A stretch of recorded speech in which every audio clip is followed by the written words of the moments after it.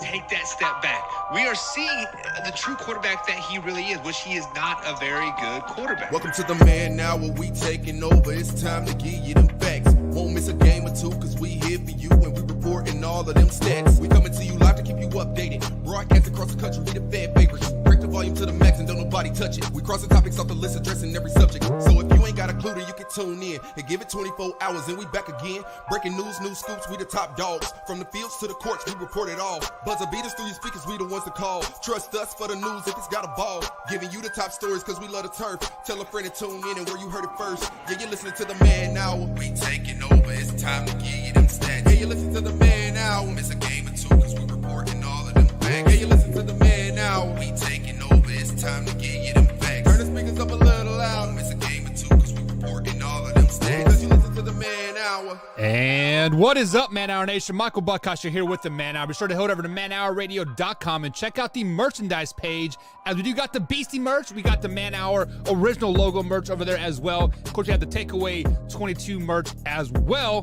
But we have to welcome the man, the myth, the legend, the man behind of all these designs that we have, the man behind the Take 22 merch himself, Mr. Brandon Beastie Combs. What's up, Beastie?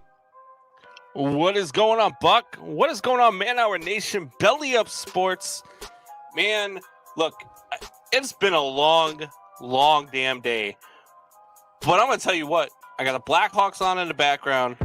I'm going to be talking and ripping up sports with Buck for 2 hours here. It's going to be a good night. It is. It's always a great night when the brothers are back in town, when the boys are back in town, when we are two peas and carrots, right? But before we get too great away, tell the people what Take 22 merch is all about, Combs.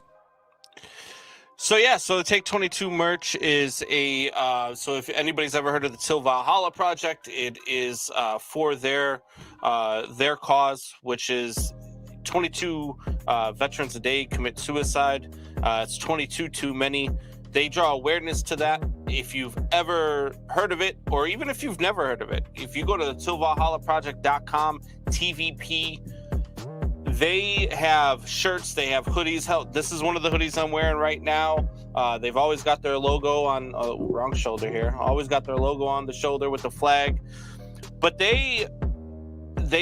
what they do is they give headstones, they give plaques, they give all sorts of stuff to veterans who have died either from suicide or who never made it home, when serving overseas and that stuff, to families that can't afford to get, give proper funerals, give proper burials, get headstones for their loved ones. It helps all of that stuff out. So if you haven't checked it out, it's a great cause. $30 a month will actually get you a free t-shirt every month. And you donate to the cause, and they'll send you a whole folder of list of people that you've helped out. Those show videos, all sorts of stuff of people getting the stuff that you've helped donate to. It's a great cause, helps the veterans, and we need to end this nasty thing of veteran suicide. Yeah, it means 22 days or 22 Americans every day is way too many. So hopefully the profits that we make from the 22 merch and the and that $30 like a month over there for the Tallahassee Project helps really raise the PDS awareness and whatnot. So we do have some people jumping over in the chat here. We see Michelle. She said, "What's going on, guys?" I don't know, Michelle. You tell us what's going on. I mean, because she will be playing some Fortnite soon, and we had a great conversation pre-show with her. So. I mean, OnlyFans, right? OnlyFans all day, every day. No, I'm totally kidding. But guys, we do have a great show for you guys lined up here. We got the infamous Way or No Way coming up here. Brought to you by Skull Candy Original Headphones. Head over to skullcandyoriginal.com. Use promo code MANHOUR to save yourself some dollar bills. We're going to talk some Chicago Bears because you know what? They made some questionable hires, and we're going to talk about it. But we have to talk about the biggest question that arose from this weekend, Combs, and that is Mr. Patrick Mahomes himself and the Kansas City Chiefs. Obviously, if you guys have been living under a rock or have not been living underneath a rock, the Cincinnati Bengals did beat the Chiefs on Sunday. But Patrick Mahomes played like complete dog crap in the second half. And Combs, is Patrick Mahomes the person to blame for the loss on Sunday for the Kansas City Chiefs? Yeah, look, he was terrible in the second half. I know last night you were talking about the play calling and all of that stuff, but to me, this isn't the play calling. This is Patrick Mahomes trying to do too much, running around till he gets sacked, running backwards, taking sacks for huge losses when you are in a game where you're up 21-3 at halftime. And this shouldn't have been the game that it was. And that, to not take the points, yes, that one is completely on Andy Reid right there before the first half when they get stopped to end the half. But that second half, man, was the worst football I've seen Patrick Mahomes play. I mean, it was dog crap. Plain and simple. It was pure dog crap is what he displayed in the second half of yesterday's game. We give whenever Aaron Rodgers flakes out in the playoffs, which he does quite often, we give him so much crap for it, right? When you look at guys like Russell Wilson who flakes out, when you look at guys like Kirk Cousins who can't win big games, you look at guys like who's another quarterback that we always saw, Baker Mayfield. We give them the crap for when they play bad. We don't tend to do that to Patrick Mahomes, though, right? Like, I don't hear anybody out there saying, "Oh, this is Patrick Mahomes was terrible yesterday. This is all about Patrick Mahomes." Patrick Mahomes, because he's a likable guy. Everybody likes Patrick Mahomes, right? He does the commercials. For now. He's in there. He wants to do the Patrick Price, or he takes his shoes back. Everybody thinks he's a likable guy. Everybody wants to be around him. Nobody wants to be around his brother or his fiance, but everybody wants to be around Patrick Mahomes. And so they give him a pass, and I don't hear anybody talking about it, and I think it's bullcrap because Patrick Mahomes is single-handedly the reason why they lost that game yesterday. He played all right in the first half. They were up 21-3. He was dog crap in the second half, and it is absolutely all on him that they lost that game yesterday. So it is kind of funny to me that like you saying that nobody is out there blaming Patrick Mahomes, because I was flipping through after the morning show this morning. I was flipping through ESPN, which was a mistake, right? Because first things first, First Take is absolutely terrible. I watched about 20 minutes of it. And I sent you a text. I'm like, this is horrible. This sucks. But yeah. Stephen A. Smith and they had Michael Irvin on there, and the old quarterback from the Lions that ran out of bounds. I forget his name. Ron or Orlovsky. Yeah. And they were saying Patrick Mahomes is so bad, is so bad, yada yada yada. So Combs, the reason why we are not giving Patrick Mahomes crap is because this is his first bad half of football in 7 or 8 playoff games that he has played, right? This is the first bad half he has ever played. And granted, it came at the worst possible time ever. Because that stop right before halftime changed the whole momentum of the game. You saw Cincinnati go up and the Chiefs go way, way down, and they can never rebound from that. So with that being said, is the Patrick Mahomes to blame for this, Combs? Absolutely not, because the coaching staff, Andy Reid, the offensive guru that he is, Eric Bieniemy, the great head coach that he could possibly be one day, right? They are to blame because they knew Patrick Mahomes was playing bad. They knew that the Cincinnati Bengals was shutting down the passing game and they were allowing you to run the ball.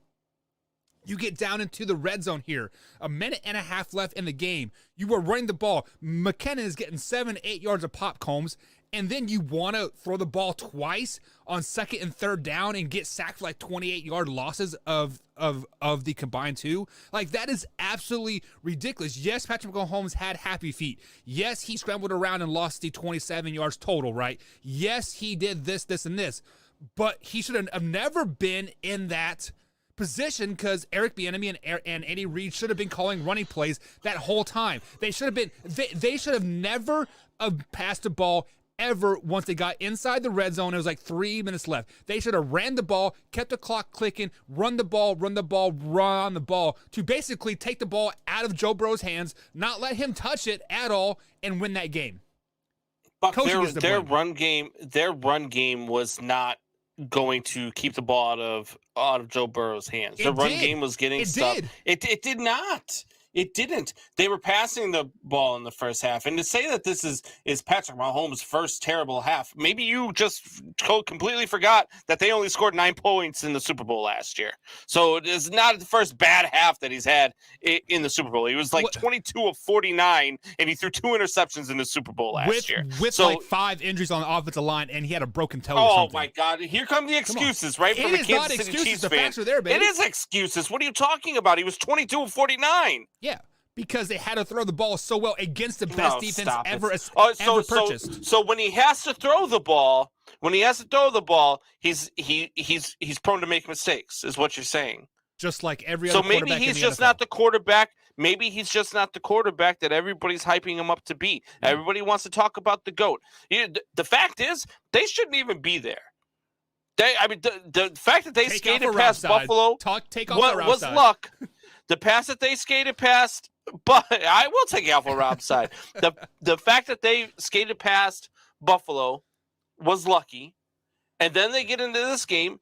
They get up, and what did they do? They tried to sit on a lead, and it didn't work. Trying to sit on that lead against that team is a bad idea. It's a bad game plan. Trying to sit on any lead in the NFL right now, trying to sit on any lead in the NFL is a bad plan. Ask Sean McVay and the Los Angeles Rams how many games they lost this year trying to sit on a lead. Right. So whose decision was it to sit on that lead, Combs?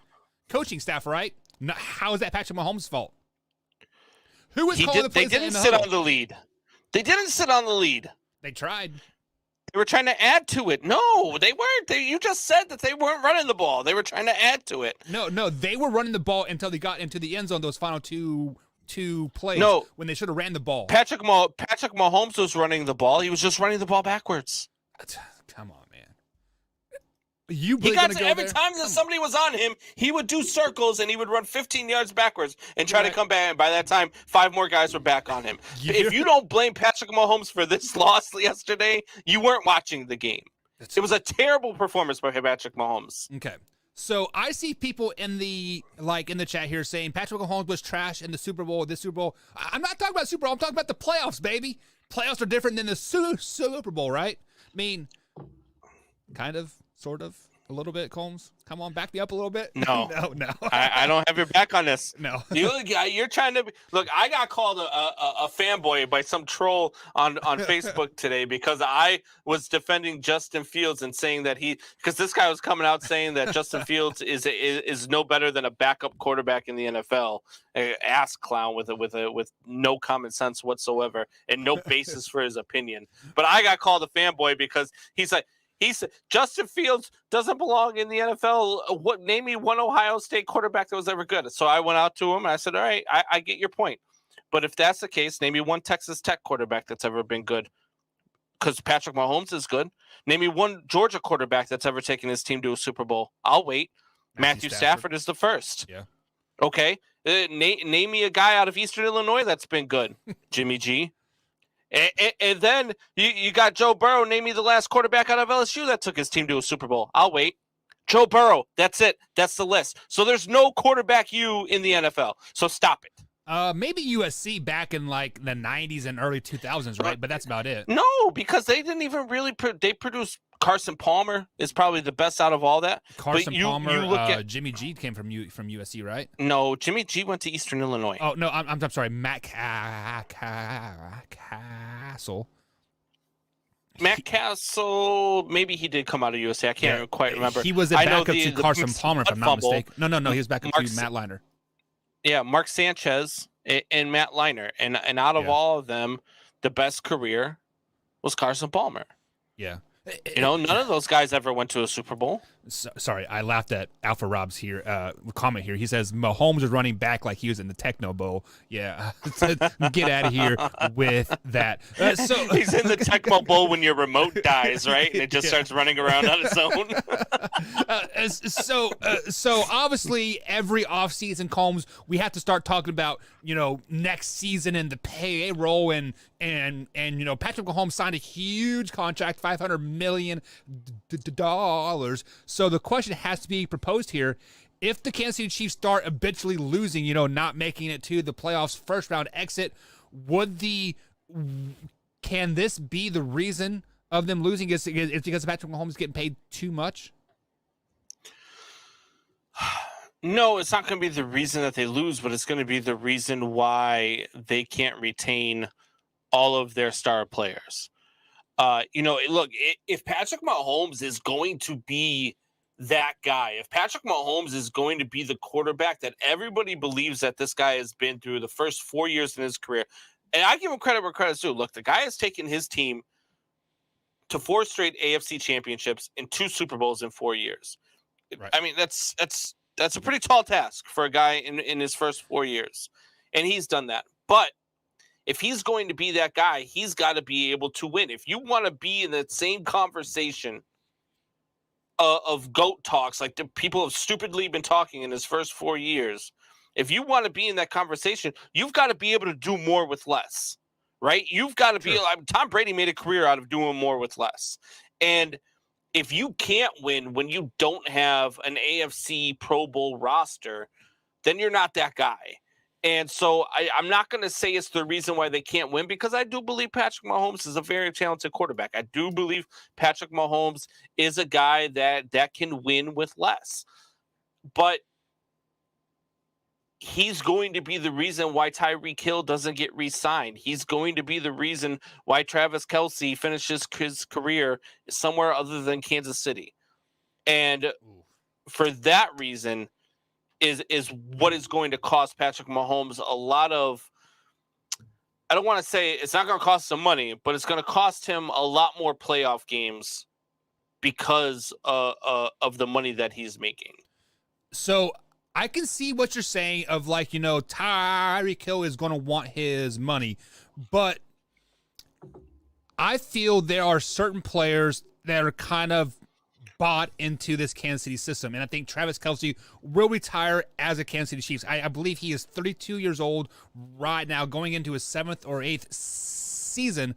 But do you guys realize that Tyreek Hill and Travis Kelce were both on the Kansas City roster before Patrick Mahomes came to this team, right? They were with Alex Smith, right? They were not Pro Bowl caliber players when it was Alex Smith. Were they good? Yes. Travis Kelce did get one Pro Bowl with Alex Smith as their quarterback, but since Patrick Mahomes has been on the field with these guys, they are both Pro Bowl players the last 4 seasons, and that is because of Patrick Mahomes, Combs. So therefore, he is elevating the play of Tyreek Hill. Who knew about Byron Pringle until this playoffs? I did, because I follow Kansas State football. Yes, he went to Kansas State. He was leading the reception getter from the University of Kansas State there. And guess what? He was a free agent draft pick. Nobody wanted him. Kansas City Chiefs got him, and Patrick Mahomes elevated his play. How about McCole Hardman, right? Yes, I believe he was a first round pick. What has he done for the Kansas City Chiefs? Absolutely dog crap. That is why him and Tyreek Hill were arguing on the sideline during the AFC Championship game, because McCole Hardman knows he is on his way out. He does not have a spot on this roster when he wants to go make his money, because you know what? What have you done for me? Patrick Mahomes can elevate the players of Tyreek Hill, Byron Pringle, Josh Gordon will be back. They signed him back onto the prep squad after they cut him right before the playoffs. Tyreek Hill, how about this guy? Nobody knows about him. Marcus Kemp, number 85. He is going to be a threat next year. Watch out for this guy. Patrick Mahomes does elevate those guys, Combs, but I also feel that Patrick Mahomes knows that he is going to have to take a pay cut or a restructuring to win a lot. And that is why he is so invested into the city, because he knows that at some point he is going to have to take a step back, and he understands that. I think he gets it. I think you're putting Mahomes on this pedestal, and I think you're blinded by your fanboyness. Probably. Okay, because this is what. So Travis Kelce, prior to Patrick Mahomes being his quarterback, was 1,000 yards a season tight end. Yeah, but how many Pro Bowls did he get? 2. Who cares? Pro Bowl? Guys don't even want to go to the Pro Bowl. Tom Brady is faking a shoulder injury in the season that he retires, so he doesn't have to go to a Pro Bowl. Nobody wants to go People to a Pro Bowl. People don't care about the Pro Bowl. Nobody cares about the Pro Bowl. I care about it. Nobody cares. The guys don't even want to play in it. And they don't play in it if you watch the games. They just show up and collect a paycheck. Nobody cares about the Pro Bowl. The guy was putting up numbers before Patrick Mahomes got there. Tyreek Hill was putting up numbers before Patrick Mahomes got there. Patrick Mahomes, if these guys go anywhere, you put Travis Kelce and Tyreek Hill on the Jacksonville Jaguars next year, they each have 1,000 yards receiving. Okay, so you named a pair there. If they go somewhere, they're not going somewhere together. If you put Travis Kelce on the Jacksonville Jaguars, Travis Kelce on the Jacksonville Jaguars, he has 1,000 yards receiving. No, he doesn't. You put Tyreek Hill on the Houston Texans, he has 1,000 yards receiving next year. No, you're out of your mind. No, you're out of your mind. Because what makes them so great is, for one, Patrick Mahomes' ability to scramble. You're like in Alpha Rob's thing, like techno bow and run backwards, right? But he makes plays happen. He's always looking downfield. And what makes Travis Kelce and Tyreek Hill and Byron Pringle and McCole Hardman and Josh Gordon, all those guys, so great is the ability to stretch the play. Is Trevor Lawrence going to look like Patrick Mahomes out there, Combs? So let's just say we put Trevor Lawrence on the Kansas City Chiefs right now. Okay. Yeah, I'll let him know. I'll let him know. Yeah. Amazon just called. Your Patrick Mahomes knee pads are on their way. Hey, you know what? It's okay because I don't have to worry about Brittany Mahomes anymore. It is simple. it is simple as that. But seriously, Combs, you put Tyreek Hill and Travis Kelce on any other team separated, they are not as effective. You're out of your mind. You're out of your mind. You put them on any team, they elevate that team. Period. Okay. And they are the leading target, the leading receivers. They're going to get their touches. They're going to get their yards. Patrick Mahomes doesn't do that for them. The reason why that system works in Kansas City is because Patrick Mahomes has the ability to extend plays, and they find a way to get open as they're extending plays. Tell me right now, okay? If you put Tyreek Hill with Joe Burrow, is Joe Burrow able to do the same things that Patrick Mahomes can do? Probably he showed that he can yesterday. He showed that he could yesterday. He showed that he could yesterday. Game. And then you put him on a team with Aaron Rodgers. You don't think Tyreek Hill has a freaking ton of yards? Joe Burrow is the most accurate quarterback in the NFL. Okay. That guy puts a ball on a dime. Okay, so cool. To tell me that Tyreek Hill wouldn't, I think Tyreek Hill would have his best season ever if he was with Joe Burrow. Tyreek Hill is the worst route runner in the NFL. Have you seen him run? You don't have to run a route when you run a 3.440. That's what Tyreek Hill does. But what his speed does is his ability to extend plays with Patrick Mahomes. That's what makes him a prolific receiver, a top 5 Patrick or top 10 Mahomes receiver. Is not the only quarterback in the league that can extend plays. Who else can? All those quarterbacks that you said. Joe Burrow did it all night last night in the second half. Did you not watch the game? Did you turn it off because they were losing the lead? We were or something? not losing. Did you not watch what Joe Burrow? Game. Did you not watch what Joe Burrow was doing to that defense? They had him dead to rights 9 freaking times, and he out Patrick Mahomes. Joe Burrow stepped up in Patrick the pocket. Mahomes is getting sacked the way I expected Joe Burrow to get sacked yesterday. True. I got you there. But all those quarterbacks that you named, Kirk Cousins, Aaron Rodgers, Trevor Lawrence, all those guys that you named are not going to extend plays like either of those two guys. And Alpha Rob says that Hill and Kelce would have 1,000 yards with Kirk Cousins. Once again, you guys are putting them as a pair. As a pair, they are great. You cannot take that away. It is a perfect 1-2 punch. But you separate them, they're both not as good. Is Patrick Mahomes the top 5 quarterback in this league right now? Yes. Debatable. Debatable? How? He is at least number 2. Would you take him over Tom Brady? Yes. The only person I would not take him over right now is Aaron Rodgers. Go to break. You just lost your argument. How? Over Tom freaking Brady. Yeah, Mr. Oh, my shoulder hurts. I can't play it no more. Come on. I can't play in the Pro Bowl. Get the hell out of here. He's Mr. 7. You would take him over Mr. 7. How about instead of Mr. My arm hurts? How about Mr. 7 Super Bowls and 10 tries? How about Mr. I throw 3 interceptions and still win the game? That's a good one, right? Yeah. Well, if Patrick Mahomes could do that, they'd still be going to the Super Bowl. He only threw 2 interceptions. He needed that third one. Oh, okay. All right, guys. So we are up against the break here on BellyUp.tv. On the other side of the break, we're going to talk some infamous way or no way, but of course we're going to talk to Chicago Bears. Combsy's got to let some stuff off his chest. Was it a right hire? Who did they hire? And quite frankly, who does it really matter? All that, much more, guys, right here on the Man Hour. We'll be right back.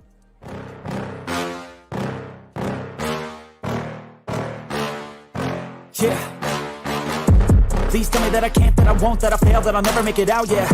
Please tell me all the bad, never good, fill my head full of every single doubt, yeah. Please say any negative thoughts, I pop off when I hear people say I cannot. I get off to the thought of proving everyone wrong, I won't stop to the top, so you better back off and get lost. I'ma stay loud, stay proud, never running out, never heading south. I'll be spreading out, call it word of mouth, can't put me down, I'll be getting loud. You can have big doubts, not what I'm about, have your fucking cloud. It be raining now, I keep making sound, go another round, bitch I'm legend bound, can't stop me now. You don't wanna fuck with me, a slow burn like a disease. Just tell me that I can and show you things that you couldn't believe.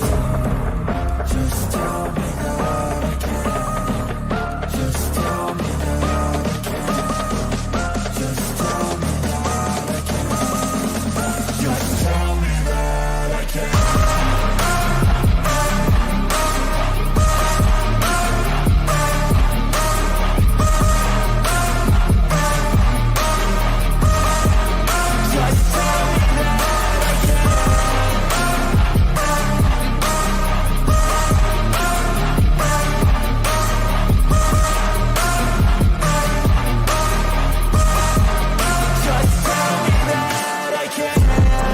Anything negative, cause I just wanna hear it out your mouth, yeah. Give me fuel, it's a tool that I use to go ahead and run my fucking mouth, yeah. I take shots, I take loss, I make shots, I miss lots. That's how you get big box, you get yachts, you swing lots and pop off a big shot. I ain't done chasing, got big dreams, bigger things, impatient. Who's at the top think they need replacement? Who's at the top think I'm gonna erase them? Face it, I don't give up quick, I don't give up shit, I won't give up this. Cause I know that I want it, know that I'm on it, I'll make it, I promise. You don't wanna fuck with me, a slow burn like a disease. Just tell me that I can and show you things that you couldn't believe.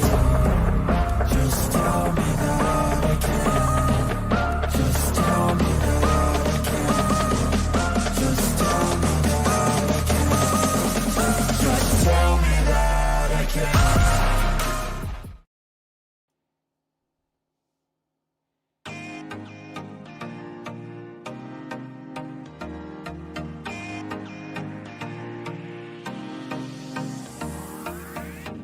And welcome back to the Man Hour, guys. Michael Buckeyes along with Brandon Beastie Combs tonight. We got to jump into the Combs.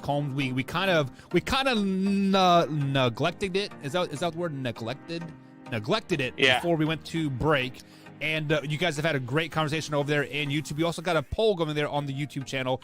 Did Patrick Mahomes ultimately cost a game for the Kansas City Chiefs? Simple vote yes or no. And right now it is, let me pull it up. It is 50-50. Should be 100% yes. It is 50-50. So 50-50. So Alpha Rob comes in and says, "Come on, Buck. You know you're taking Allen over Patrick Mahomes." Josh Allen was good, but he ultimately did not beat Patrick Mahomes. I'm taking Mac Jones over Patrick Mahomes right now. Oh, get out of here. Mac Jones is in the Pro Bowl. You said it yourself. Pro Bowls matter. So does Patrick Mahomes. No, Patrick Mahomes isn't in the Pro Bowl. He's not, really? No. I didn't know He's that. not even an MVP. Okay. Joe Burrow is. Yeah, Joe Burrow is an MVP. Speaking of MVPs, who do you think is going to win the MVP? Is it Aaron Rodgers again? It should be Joe Burrow. It really should. And I said that before the season, before the playoffs even started, it should have been Joe Burrow. Yeah. I still think it should be Joe Burrow, but who knows? I mean, they'll probably end up giving it to Tom Brady, being his last season and all. Well, the voting is done before the playoffs start, so maybe they didn't know it was Tom Brady's final year yet, yada, yada, yada, maybe. But I think Aaron Rodgers probably wins it, to be honest. Drew says Mahomes, Burrow, and Allen are the big three in the league right now. Actually, I would take Justin Herbert. Like, I feel Justin Herbert has to be slid in there somewhere. So, I mean, those are all three great names, but if you had to take one out, Combs, to put Herbert in there, who are you taking out? Is it Mahomes? to put Herbert in. Yeah. Well, let me ask you this. Do you think Herbert is a top 3 quarterback in the AFC? Oh, God. Because those are all AFC guys. Yeah. No. I think he's top 5. He's not top 3, though. Yeah, I mean, you've got Burrow. You've got, trying to think how I would go with this. I would go, actually, you know what? We're forgetting all. Deshaun Watson's number 1. He's in the AFC. For now. Deshaun Watson's the best quarterback in the AFC. Then you go Joe Burrow is number 2. Josh Allen is number 3. You go. I would go Mac Jones, and then Justin Herbert. Yeah. Wow. That is. I don't even have Patrick Mahomes in the top 5 in the AFC. Yeah. So speaking of top 5, Combs, we will be releasing our top 10 rankings to going into the 2022 season here in the next month or two. After the season's over and we collect our thoughts and stats and we start writing it down. So you will have your top 10 and I'll have my top 10, and we will debate that throughout the show. So definitely getting excited about that. But those 3 names that Drew mentioned there, Mahomes, Burrow, and Allen, I think we've seen the best of their play, right? I think they all have reached their ceiling. Herbert probably has the biggest ceiling to reach still. So, yeah, I think Herbert's only getting better. Yeah. And that's the crazy thing, because he's had 2 really good seasons so far, and I think he's only getting better. And once they get him the help around him, that team's going to be dangerous. They have help. They just need to get that coaching staff ironed in, right? Yeah, they need a second wide receiver. Yes, they do. So they lost Hunter Henry to the Patriots, right? So that's a big loss for them. So Alpha Rob says, what about Derek Carr? Derek Carr is a great quarterback, and he is improving each year, but you cannot put him in the top 5. I mean, he's probably a 5B or 6, but I would put Derek Carr ahead of Patrick Mahomes right now too. I mean, with Josh McDaniels as the head coach now, maybe they can work that in. We will be talking about that more coming up here on hour number 2 on the Man Hour. But Combs, let's get into a little bit of your Chicago Bears here. They have introduced their head coach. Believe it's Matt Eberflus. Is that how you say his name? Eberflus. Eberflus, yeah. And then they hire Ryan Poles as your general manager. It's just funny because they fired a Matt and a Ryan, and they hired a Ryan and a Matt, which is crazy. But welcome to the Bears. But they did have their press conference today to introduce their general manager and their head coach. Did we learn anything from this press conference today? Well, I watched this press conference pretty closely. I was kind of impressed. I'm not gonna lie. I'm a big fan of Ryan Poles. I love the hire of Ryan Poles. I think that was a huge get from your guys over there in Kansas City. The guy was a big part in getting Patrick Mahomes. And so this guy, I believe, knows how to evaluate talent. Because coming out of college, I mean, let's just face it. If you thought Patrick Mahomes is going to be Patrick Mahomes coming out of college, then you had a crystal ball, because the guy was a losing quarterback in college. So to see that he was going to be this, to me is amazing. Yeah. So I think he's a good evaluator of talent. And I think being a former player, a former Bears player at that, I think you have the drive to succeed and want to see the program succeed. You want to see the team succeed. And then the Eberflus hire, which kind of, it rubbed me the wrong way at first, right? Because I'm like, first it was Pole's way of answering it when somebody asked, how do you explain the hire of Matt? And he says, well, throughout the entire process, he impressed me. And I'm like, the entire process. You hired him on Thursday. You got hired on Tuesday. What process are you talking about? Like, how many interviews did you really do? And so that kind of rubbed me the wrong way. And I thought Eberflus was one of those guys, Eberflus was one of those guys who just, I felt like he was a McCaskey guy at first, right? And then I started reading up on it. I started doing some digging, and I find out that these guys actually have a history together. They've known each other through different circles, through coaching. Eberflus was one of the guys who coached Ryan while he was playing, so they have a history together. And this is his guy, I think. I think this is his guy. I think that, he went out. They may have given him a list, because I don't like the fact that they didn't get to interview Kevin O'Connell from Los Angeles. I don't like the fact that they didn't interview Eric Bieniemy from Kansas City. I didn't like that stuff. But the more I heard today, and what I heard was really what I wanted to hear, right? Which was, we're going to build our offense around Justin Fields, which all last year was building Justin Fields around our offense. And that wasn't the way to go. And then they go out and they hire Getsy from Green Bay, and a guy who's never called plays before, but a guy who's been in the Green Bay Packers organization. I think he probably hasn't called plays because Matt LaFleur is one of those, offensive geniuses who has to call the plays and be a big, just like, my boy Matt Nagy was, offensive genius. And so that's why they're sitting at home watching the Super Bowl. But I feel like this is what I wanted to hear. I feel like this is a good step in the right direction. Maybe they're not the right hires. Maybe only time's going to tell. Maybe the Bears got lucky. Maybe they found the right guys. I think that the hiring of Poles, having a GM of color, is a step in the right direction for the Chicago Bears. One, I never thought they'd have a quarterback of color, let alone a general manager of color. And so I think that the Bears organization is starting to take steps in the right direction. I'm hopeful that the McCaskey family can kind of step away and just watch and let these guys do their thing. Let them draft who they want to draft. Let them build their team the way they want to build it. And hopefully we can build a winner here in Chicago, because Lord knows we're thirsty for it.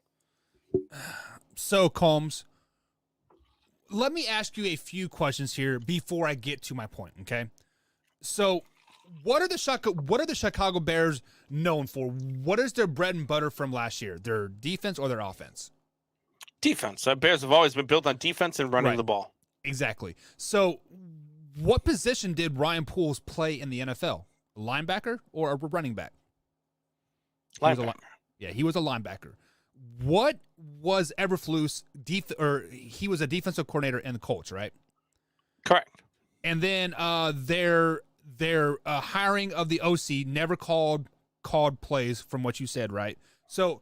Well, he's a quarterback coach for Aaron Rodgers, so. But he never called plays because this is my first year of being a head coach and calling plays, and I can tell you right now, I am like a duck.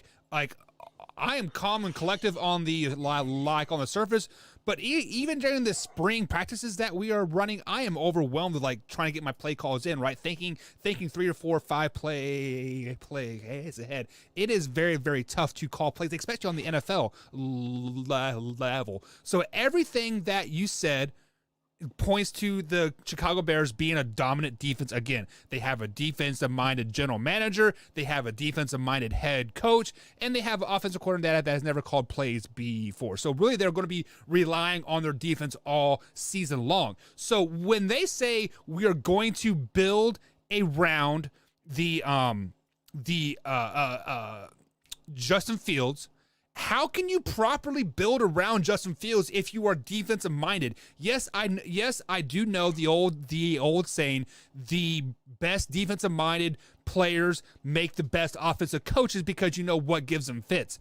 But how do you really evaluate talent on the offensive side if you don't know what to look for on the offensive side? How do you know what Justin Fields wants? Yes, we know that he is a great RPO quarterback in college. Will that translate into the NFL? We don't know yet, but is Jet Ski or whatever his name is he going to be able to call RPO plays? Are they going to install a RPO offense?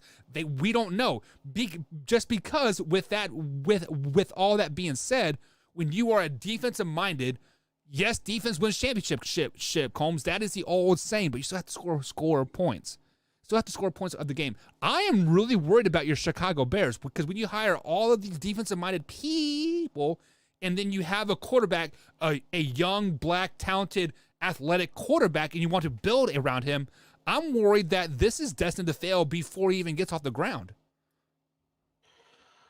So all of those are valid questions, right? Because there is a lot of unknowns in what we have with what the Chicago Bears just did. There's a lot of unknowns with Ryan Poles. There's a lot of unknowns with Matt Eberflus. But let me ask you a question.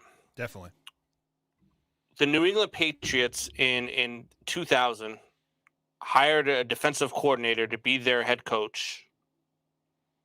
Do you remember what his name was? I believe it was Belichick, if I'm not mistaken. Okay. Which was a head coach of the Cleveland Browns. And he was a defensive coordinator and a defensive-minded head coach. And do you remember who he hired on as his offensive coordinator, who is now going to be the head coach of the Las Vegas Raiders? By that, it was Josh McDaniels, but I didn't think he didn't hire him till 2011. Well, it was later. It was later. But Josh McDaniels, when he became the offensive coordinator of the New England Patriots, had never called plays before. Right.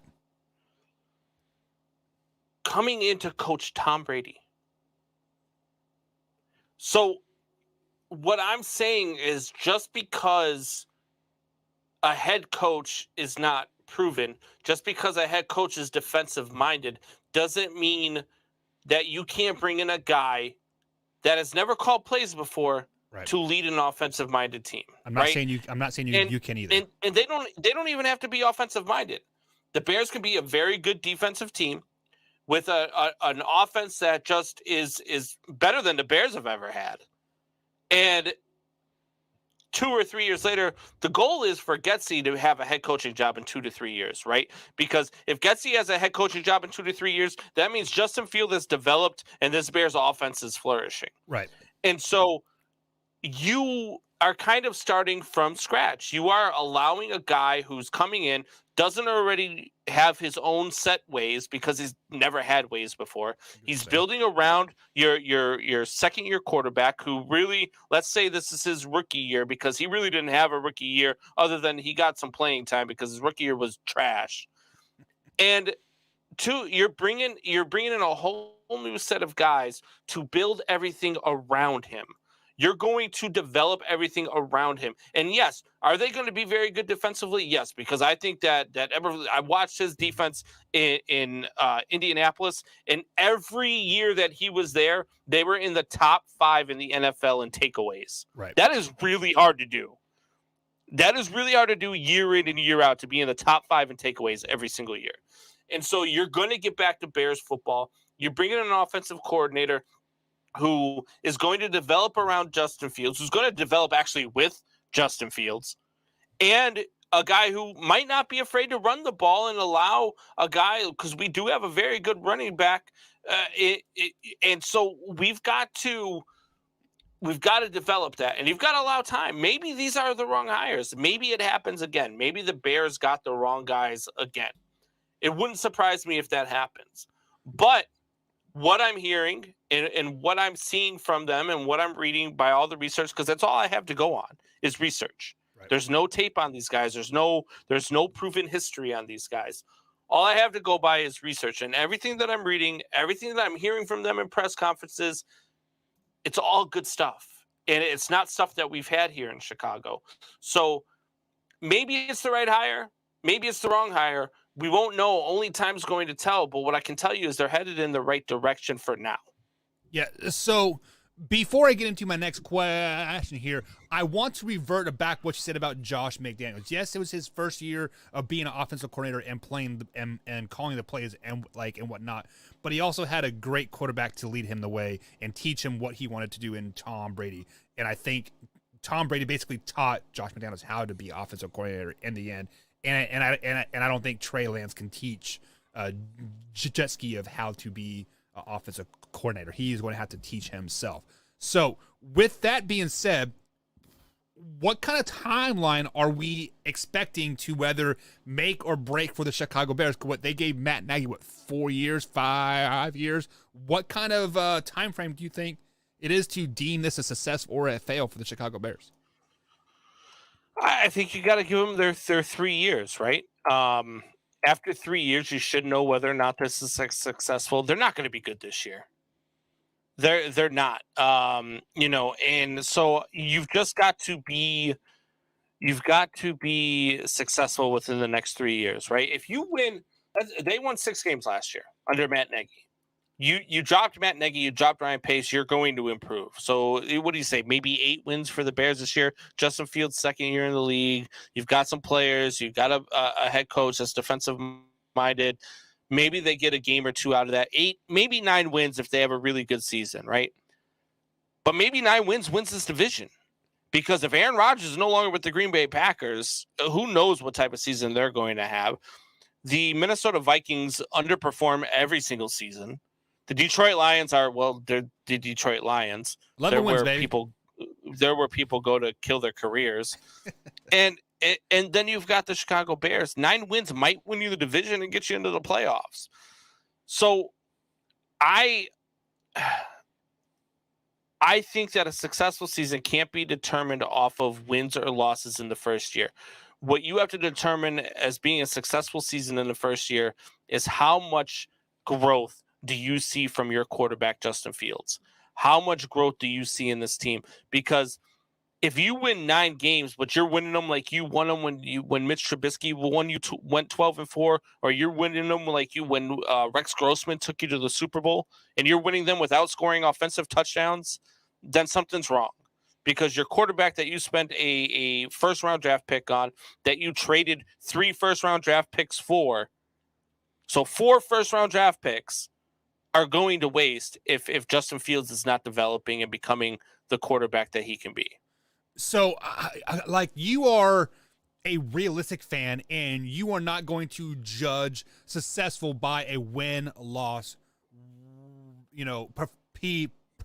performance here going into the 2022 NFL season. But an outsider such as myself, if I see the Bears going 6-11 again, I'm going to deem that as a non-successful season, because of the simple fact of the matter is that you were the same record as you were with the old head coach, and Justin Fields is still just a 6-win quarterback at best. So you are giving them 3 years to basically perform and growth.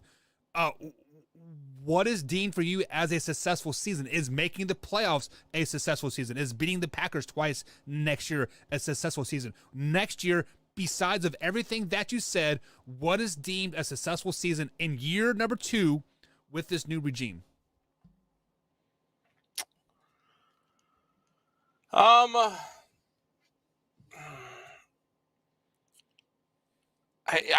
Year number 2 is going to be a playoff berth. Year number 2 is going to be win the division and get into the playoffs. And then year number 3 has got to be at least an NFC title game. And then year number 4 and 5 at least be competing for a Super Bowl title. At least be competing. At least you just have to continue. You have to continue to get back to that realm. You've got to be like the Green Bay Packers. You've got to be like the Kansas City Chiefs, the New England Patriots. You got to continue to be successful. Sustained success after the 3rd year is what's going to determine whether or not this regime is successful. So Alpha Rob says, today's NFL, they have no patience. So you are basically saying they have to be a Super Bowl caliber team by year 3. You really think you can turn around your Chicago Bears in 3 years, Combs? I could turn them around this year, but I'd be spending a lot of money. Well, clearly they don't have like what does the they cap have look it. like? Do they have it? They have it. They have it, but I don't know if the NFL will allow me to spend it. But they have it. They laugh it. So, guys, we are up against the next break here. So, Combs, let's go ahead and jump into the comments here and address a few things. My man Hoffy was jumping on, and he says Mac Jones sucks. Hoffy, man. He's a Pats fan too. Yeah, that's what I said. rough. And then I think he's just trying to troll. I think that he's upset because TB12 is walking into the wind and calling it a career. So he thinks it's all Mac Jones' fault. So speaking of TB12, all those Patriots fans that jump ship and become Tampa Bay fans, do they jump back and become Patriots fans again, or do they stay Buccaneers fans? I think they go back to just being Patriots fans, but they're Patriots fans, so they'll be a fan of any team they can say is good. Alrighty. So Drew says a successful season for the Chicago Bears is not getting Fields killed will be a success.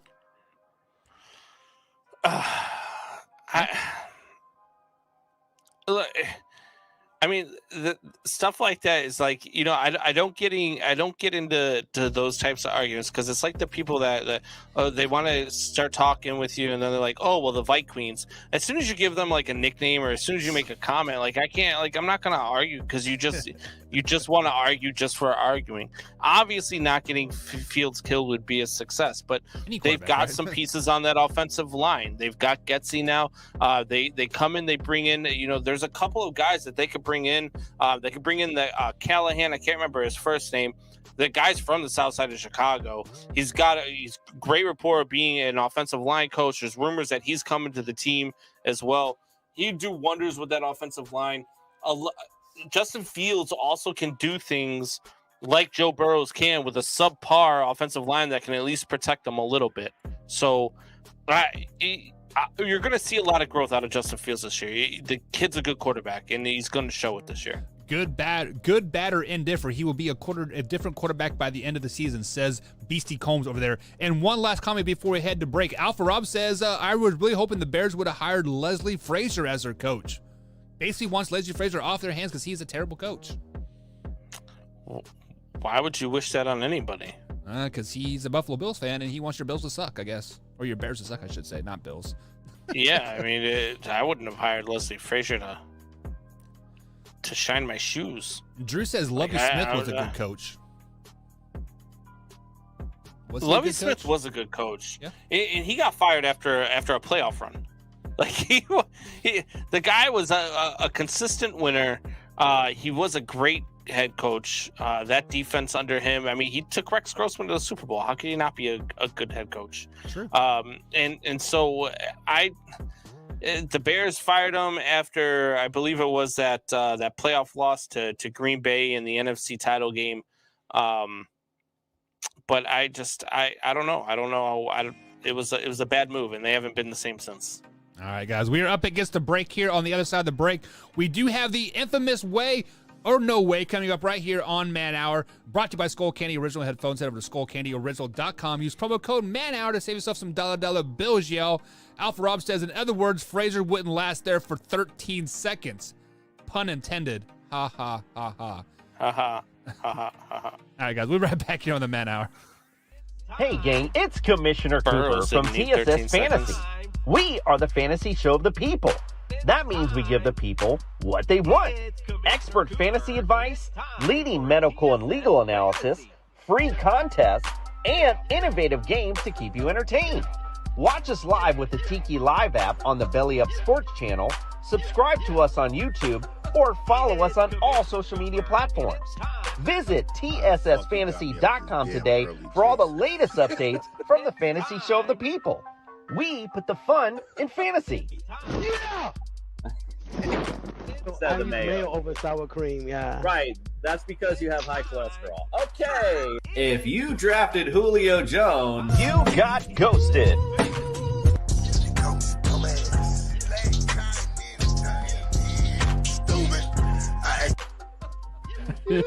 This is amazing. TSS Fantasy is like an orgasm. If I had a cigarette, I'd smoke it. I'm pumped to be here. This is the show of shows. TSS Fantasy, the fantasy show of the people.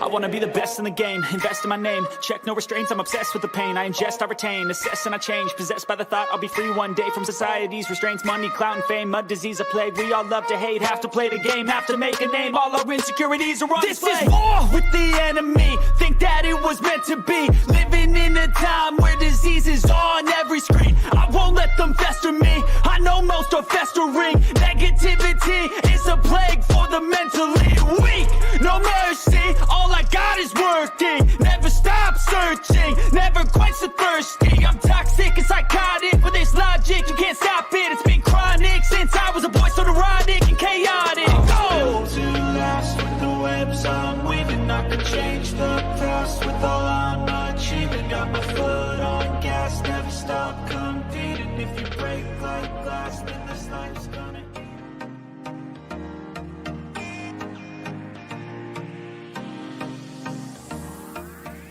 And welcome back, Man Hour Nation. It's your boy BC Brandon Combs, along with Mike Buckheister. It is time for Way or No Way, everybody's favorite segment of the week. You guys know what it is. We just come up with some random stuff. We say whether it's a way or a no way. I like to get Buck's goat in these sometimes and get him going, and I'm going to do that here right off the bat. Buck, you ready? Man, I'm always ready because we're getting ready to talk about the GOAT. God, stop it. Way or no way, Patrick Mahomes will never win another Super Bowl. Combs, when I first saw this, I thought you were just out of your ever-loving mind. Patrick Mahomes is only 5 years in the league. He sat his first year. His 4 years as a starter, he has gone to the AFC Championship game those 4 years. But then I got to looking around, and we got to talking about the AFC alone. Guys, the AFC alone is freaking stacked. You can probably name 10 quarterbacks that are top 10 quarterbacks in the AFC alone.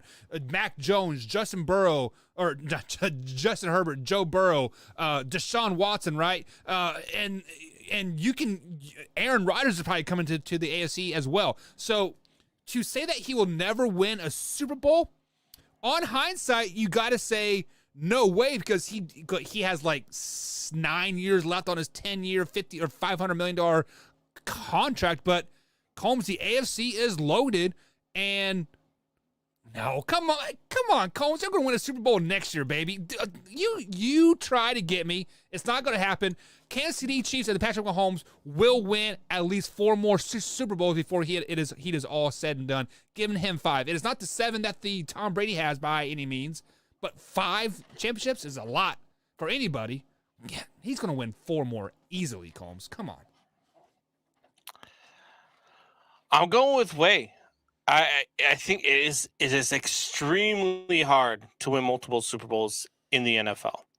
It is extremely hard to continuously get back there year after year after year.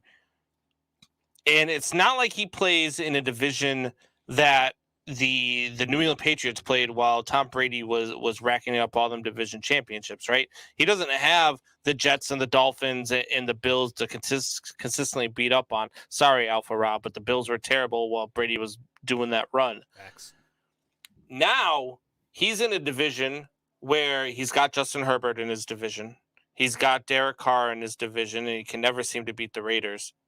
All right, and then you got Denver in his division, and they might get Aaron Rodgers. And if Aaron Rodgers comes, Devontae Adams is coming too. They just hired the Packers head coach. Or I'm sorry, not head coach, the Packers coordinator as their head coach, I should say. So I don't think he's going to. I think that the AFC is so stacked that it's going to be hard for him to win another Super Bowl, let alone even get back to another Super Bowl. And then when you start looking at his playoff numbers when it comes to the Super Bowl and when it comes to the AFC title game, his numbers significantly go down after you get out of the divisional round.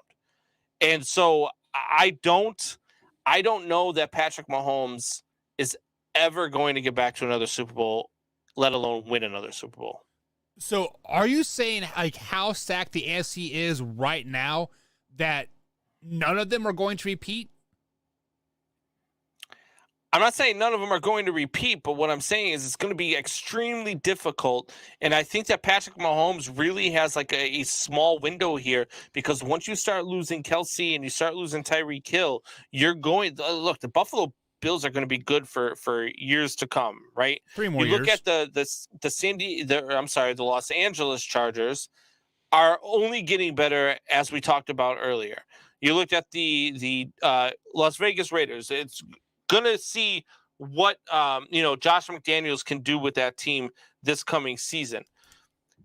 But then you look at the Bengals with Joe Burrow. You look at the Ravens with Lamar Jackson. You look at the Houston Texans, if they are able to get Deshaun Watson to come back and put some pieces around Deshaun Watson. You look at the Indianapolis Colts, who are very good. Like the Tennessee Titans. These are teams that are consistently good. It's going to be hard to even just get back in the AFC.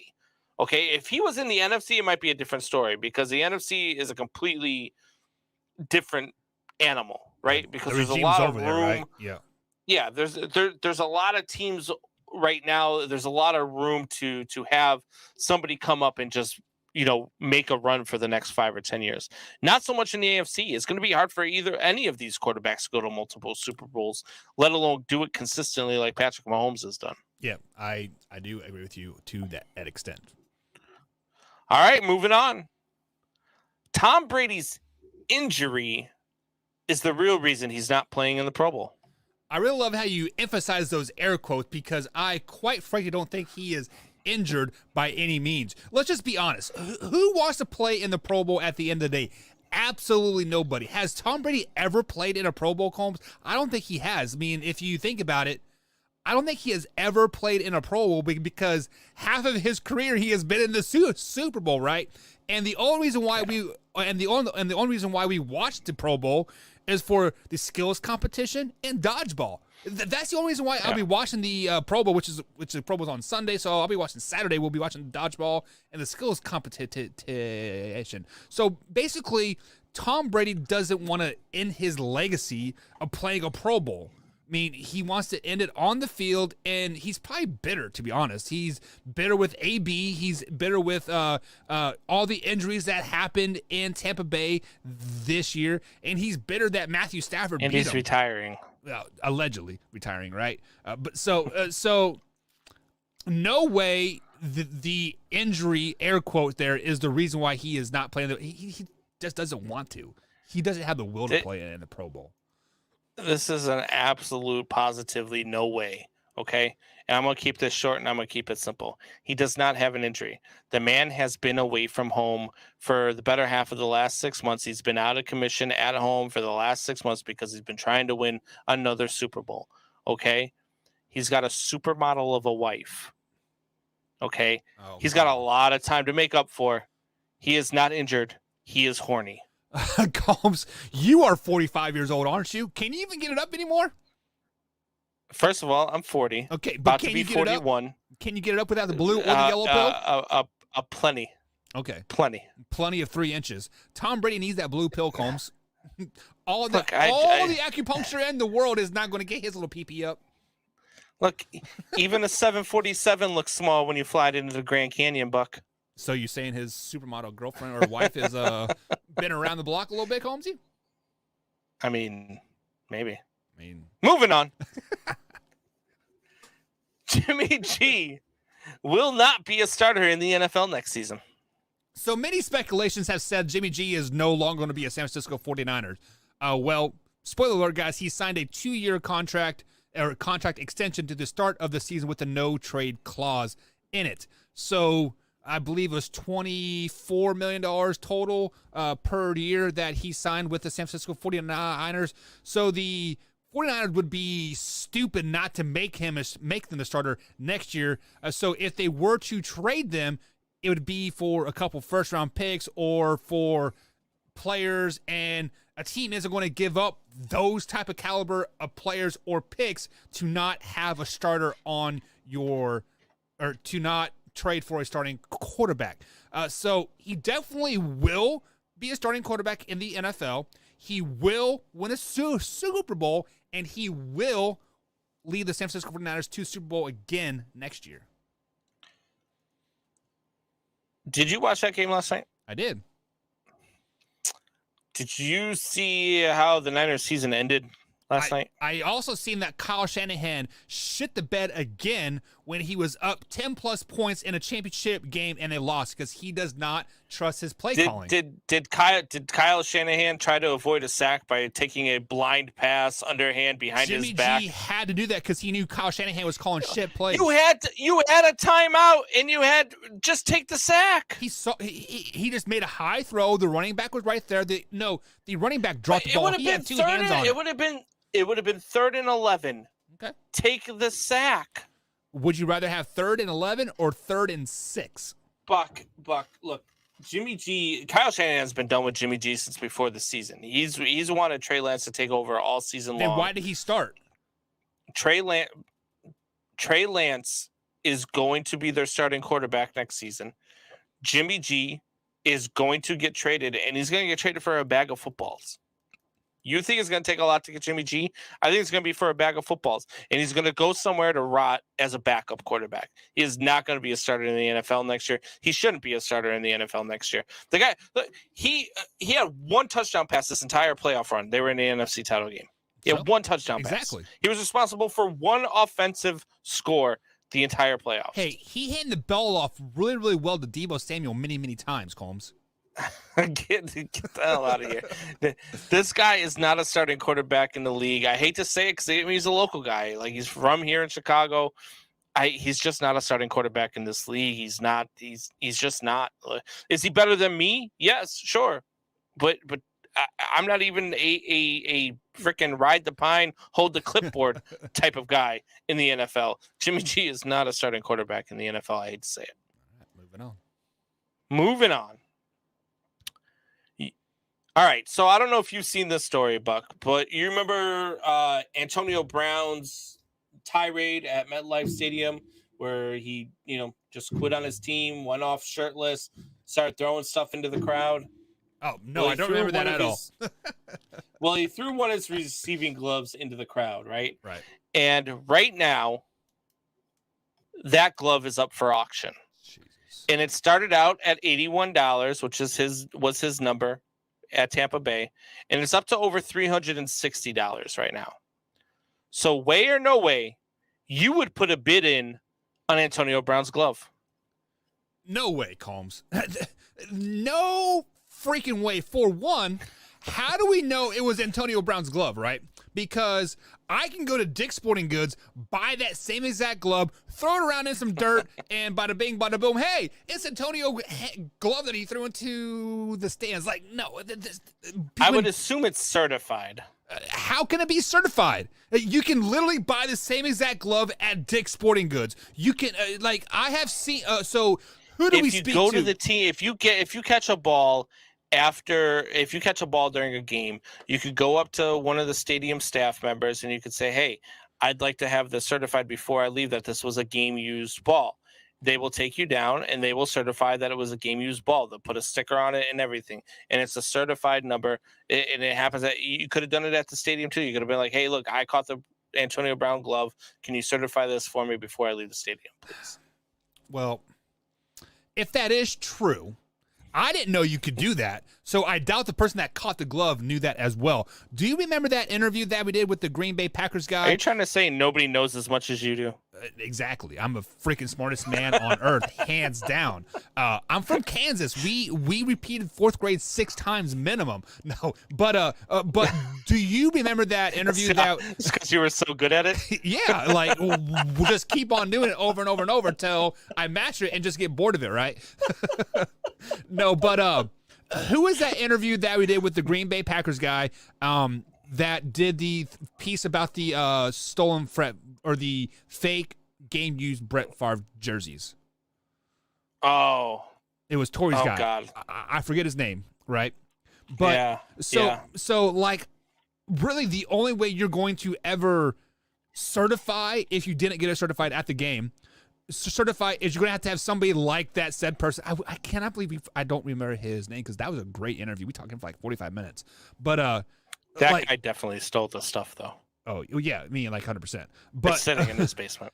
But Alpha Rob says Bucks favorite grade. But you guys are dicks. but that is the only way that you would ever prove that it is not a game worn glove, right? So what I'm going to do is I'm going to go down to Dick's Sporting Goods right here in Charlestown, Indiana. I'm going to buy that said glove. Antonio Brown is probably extra small, right? Because he is such a douchebag. But I'm going to rub some dirt on it, maybe get a little turf stain on it, and I want to put it up for auction. Like, no, this is the real glove for auction. I mean, no way. I don't bid on that stuff. So stupid. I wouldn't bid on it either. I mean, look, it's really, really dumb. I just think that this segment was great because we got to learn that you repeated the fourth grade 6 times just because, not because you were dumb and you failed, but because you were so good at it, you had to keep going. Yeah. I think that's amazing. Moving on. So I read this on ESPN and I watched the video. And Stephen A., who says some questionable. So, look, I respect Stephen A. Stephen A. has made himself. No, I do. I respect Stephen A. He's made himself into a millionaire. He's got himself on General Hospital. He's made himself into a brand. So I respect him. But sometimes he says some stupid stuff, and this was one of them. He says that Joe Burrow winning the Super Bowl would be a better story than Matt Stafford winning it. Way or no way, Buck? Can you repeat that for the audience, just so I can like collect my thoughts and like really say what I want to say? Joe Burrow winning the Super Bowl would be a better story than Matt Stafford winning the Super Bowl. And Stephen A. said it is a better story. Yeah. As you guys know, I dislike Stephen A. Smith.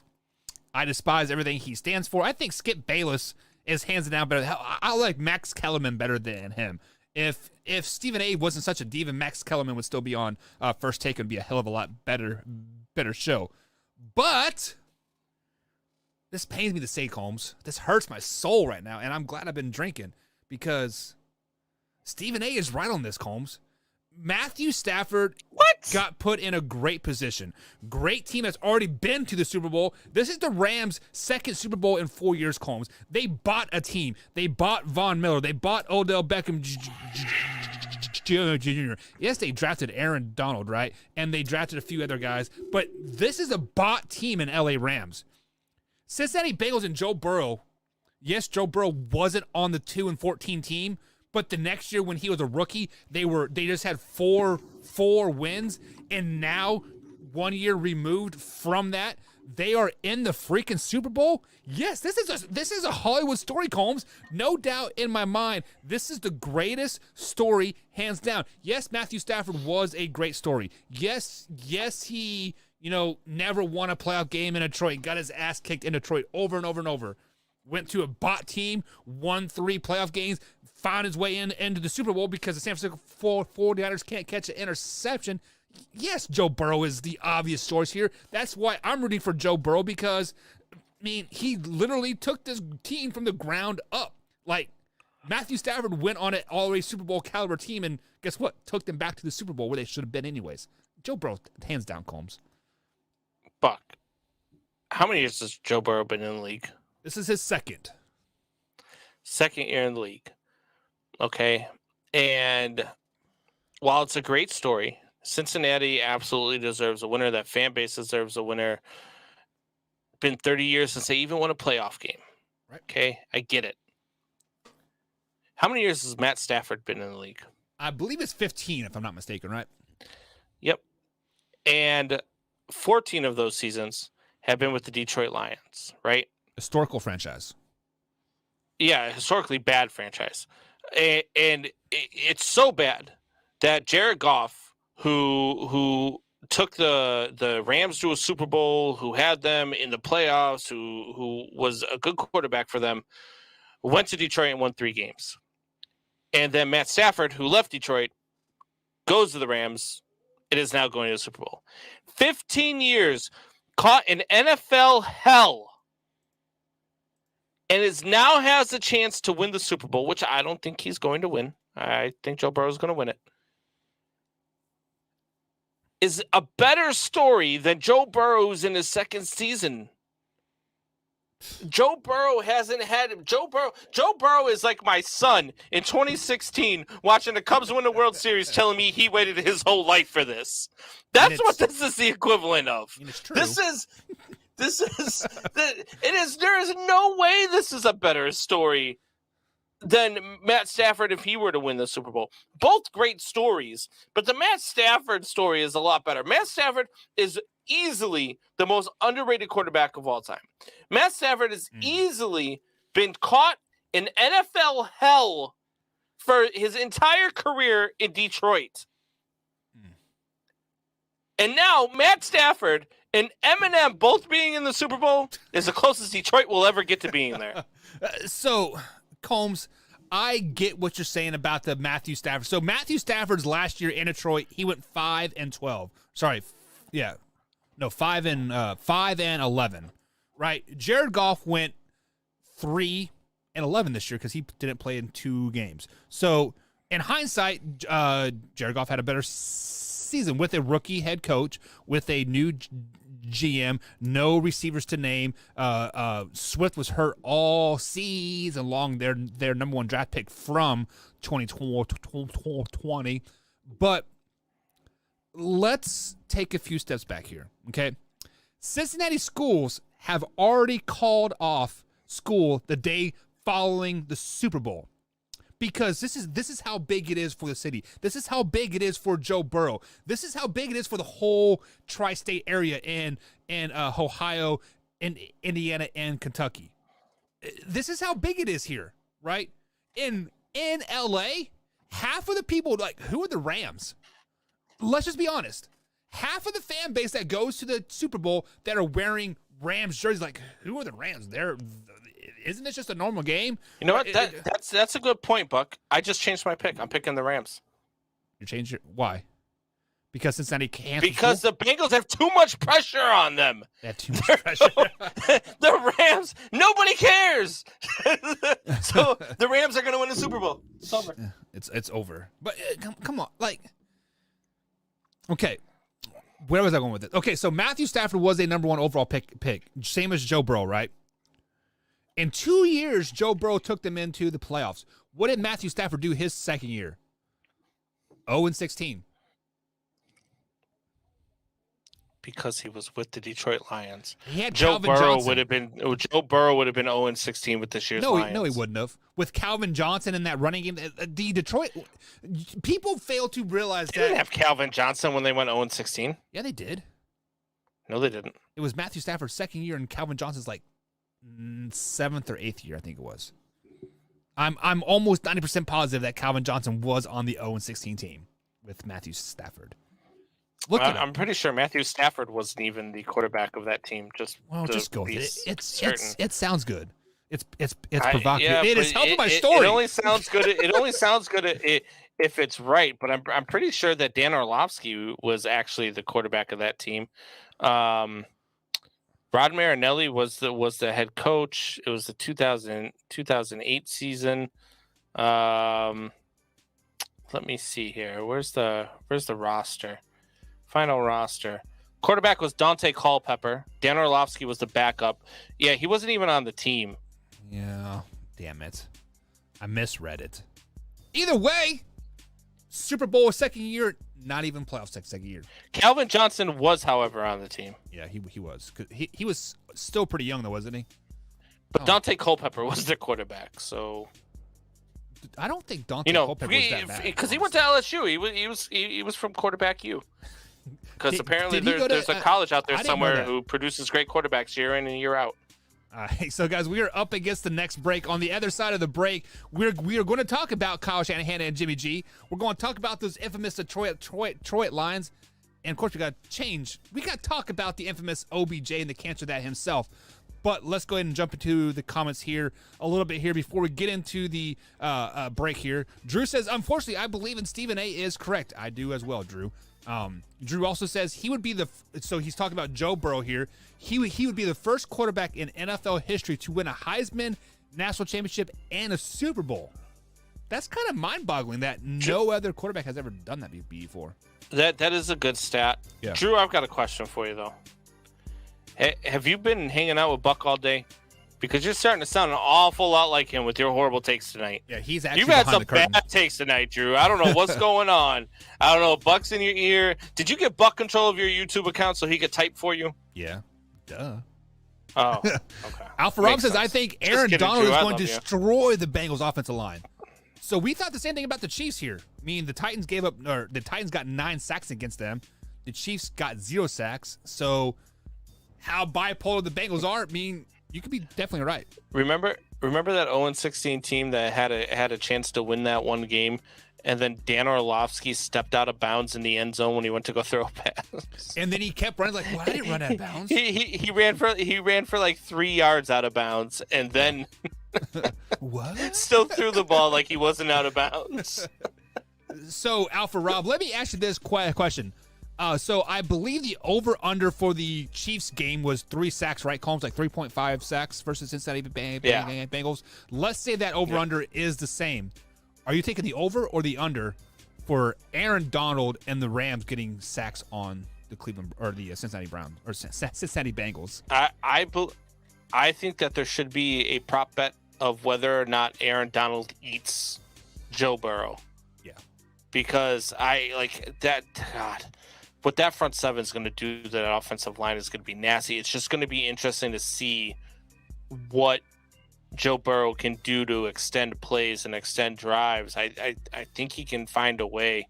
The Bengals just keep finding ways, and so we'll see. We'll see what the genius Sean McVay can come up with 2 weeks to prepare to. All right, guys, we're up against that break. Let's head to break, and we'll be right back after this. What's going on, Belly Up Sports fans? Thanks for tuning in to the Belly Up Sports Podcast Network. We have some really exciting news for several Belly Up Podcast Network shows.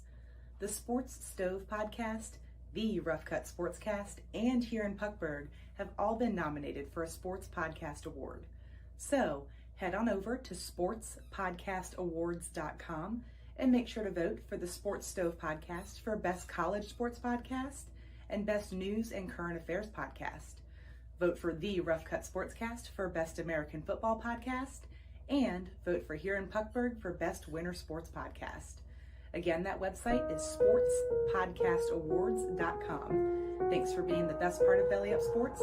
We are what they are. I've got an itch I can't scratch, I'm missing a piece that completes a whole part of me, an open wound scar to see. Everybody come here, gather round, welcome to the freak show, the best in town. What the hell's wrong with me? I don't get along with anybody, honestly. I've been living in my own head constantly, thoughts jumbled around, think I need a new lobotomy. Wait, all these thoughts are too negative. I don't wanna get lost in the sedative. Gotta show them what I got, I'm competitive. You know I'm about to go off, I won't let them win, I'll take a stab. I wanna chase the bag, I wanna weigh, I can change all the things I lack. I gotta face the facts, I got a taste in that. Got me obsessed with the rest, I got an itch to scratch. I'll give up everything.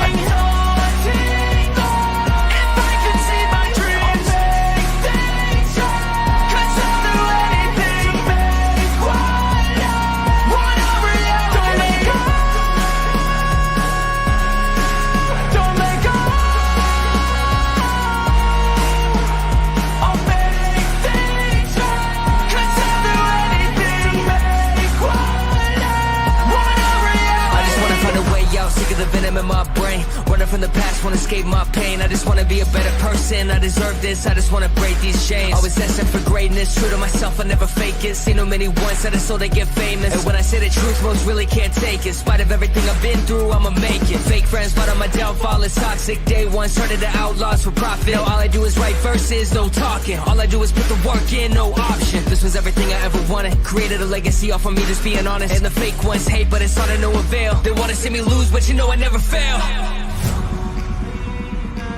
I'll give up everything, daunting if I can see my dream. Cause I'll do anything,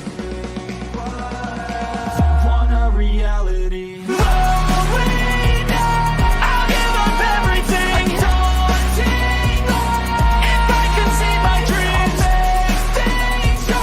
Cause I'll do anything, make one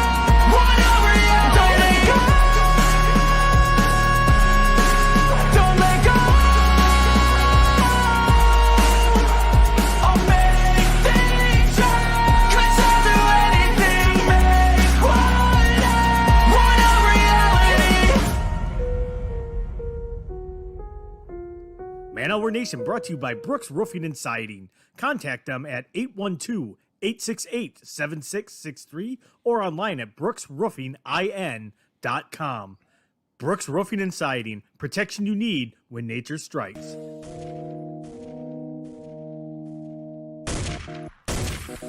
And welcome back to the Man Hour, guys. Michael Buckeyes alongside of Brandon BC Combs night. The boys are back in town for till Thursday, and then Combs will be back kind of on a solo basis here until probably March or so, late February, early March, and then we'll be back together at night again.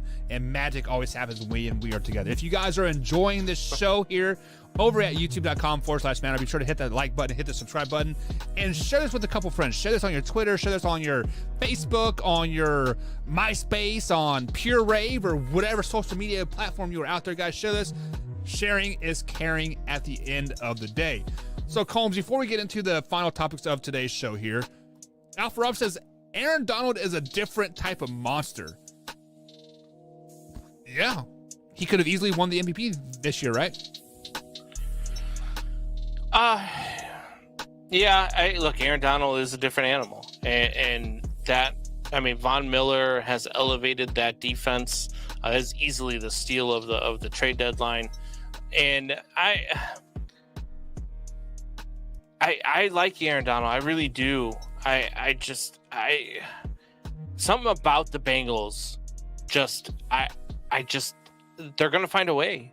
Yeah. It's just something about him. I don't know what it is, but Aaron Donald is, and he's hungry for that ring, man. He's hungry for that ring. Like, it is crazy that we're talking so highly about the Bengals, because I remember, 8 weeks ago when we sat here together on Man Hour and we're like, we don't know who the Bengals are. They come out and they score 45 points versus the now, hindsight's 2020, right? But they beat down the Baltimore Ravens, right? Slapped their mama and kissed her sister, and then they go out and barely beat the, I don't know, who was it? Like the Detroit Lions. So they were so up and down, and we don't know who these guys are, and now they're in the Super Bowl. Is there any way that their bipolar tendencies might come back and they might just shit the bed versus the Rams? I mean, because anything's possible. And look, the Rams are that team that can put up 50 points on you. And if you put up 50 points on the Bengals, you're winning the football game, because the Bengals just aren't that high-powered of an offense. I don't know. Versus the Kansas City Chiefs, Week 17, Joe Burrow threw for 456 yards, and Jamar Chase had 266 yards receiving. I believe they still only scored 34 points. And then, I mean, that was a hell of a game by Joe Burrow. That was in the second half only, though. I mean, they were down by, 17 points going into halftime. I mean, but look, it could absolutely happen. Like, they could absolutely come in and just lay an egg, but I don't see it. I don't see it happening. They haven't done it all postseason long. Yeah, I mean, only time will tell. I mean, we have 13 days, 12 days until the Super Bowl, so we have time to talk about the Pro Bowl. You want to talk about the Pro Bowl, Combs? Nobody wants to talk about the Pro Bowl. No, so let's go ahead and talk about the man, the myth, the legend himself, Mr. Odell Beckham Jr., the highly anticipated cancer himself. So at the end of the game, Odell Beckham Jr. went over to Deebo Samuel and consulted him and basically said, hey, man, I know how you feel. I've had a shit cool quarterback before. No, he didn't say that, but you saw them hugging and, talking for a very, very long time. So, Combs, after you've seen Odell Beckham Jr. console Deebo Samuel at the end of that championship game, has your opinion of him changed? No. He's still the same guy that quit on the Cleveland Browns. He's still the same guy that was throwing, got Baker Mayfield under the bus. Kind of clowning him for the commercials that he does, clowning him for making his money. And just because he wasn't getting the ball as much as he wanted to, he wasn't being used in the way that he felt like he should be used. And so for me, that just shows right there to what his character is. Now, yes, was it a good moment for him going over to Deebo Samuel? Sure. He and Deebo Samuel are most notably friends. They hang out in the off season. They train together. They do all that stuff. So it was a nice moment amongst friends. But he's still not a good teammate. He's still not one of those guys that I want in my locker room. He's still not one of those guys that I want donning my uniform. And that didn't change just because he had one good moment. I mean, I've seen Antonio Brown have some good moments too, right? I mean, so it's just one of those things where you can't pull the wool over my eyes just because you have one good gesture, right? One good gesture doesn't undo a whole career full of bad deeds. So Drew asks a great question here in the chat here. He said, did he quit on them or did the team quit on him? I mean, Odell Beckham Jr. quit on the team. Since 2019, he's been asking for a trade, right? So, I mean, he definitely quit on them. And not only that, but he was the one that was going out in the media talking about Baker Mayfield, admittedly talking about wanting out of there, admittedly talking about how frustrated he was with being used, and he gave up on his team. He talked his way out of Cleveland. Him and his dad. His dad should be an MVP. Right. His dad talked his way into LA. Like, so he quit on the team. I wonder if his dad's going to get a Super Bowl ring from LA if they do win, because he's the only reason why he is there, right? I'd give him something. So the question is, does my perception of Odell Beckham Jr. change? Absolutely not. I talked about this earlier, and he is still a cancer. So this is his first 100-yard game that he got since 2019, Combs. So this is Odell Beckham Jr.'s first 100-yard game since 2019. He has been a cancer and a terrible teammate not getting 100 yards. Now, what happens in the Super Bowl when the Cincinnati Bengals dial up a defense and basically take him out of the game, and he gets 2 targets all game long? You were going to see him blow up on the sideline because he had one good game. He's like, hey, I'm a 100-yard receiver now. Me. Odell Beckham Jr., everything that Combs says, he is a terrible teammate. What has he... So besides consulting Deebo Samuel, which is easy to do when you win, right, Combs? We saw Patrick Mahomes sprint the 65 yards to go shake Josh Allen's hand, right? What was Patrick Mahomes doing after they lost? He was sitting there pouting on the sideline. He didn't go up and find Joe Burrow and congratulate him. He totally just blew him off, right? So when you are winning, everything is happy. Everything's hunky-dory, right? This Super Bowl, the honeymoon phase is going to be over. We are going to see the true Odell Beckham Jr. come out. He is going to start to tear this team apart, and we are going to see him going to say, oh, Sean McVay's a terrible coach. Matthew Stafford can't throw the ball 10 yards down the field, which I think he's hurt, honestly, because if you see some of those deep throws that Matthew Stafford is throwing, he doesn't have the arm strength that he did earlier in the season. So I don't know if he's hurt. That ball that should have been intercepted. Yeah.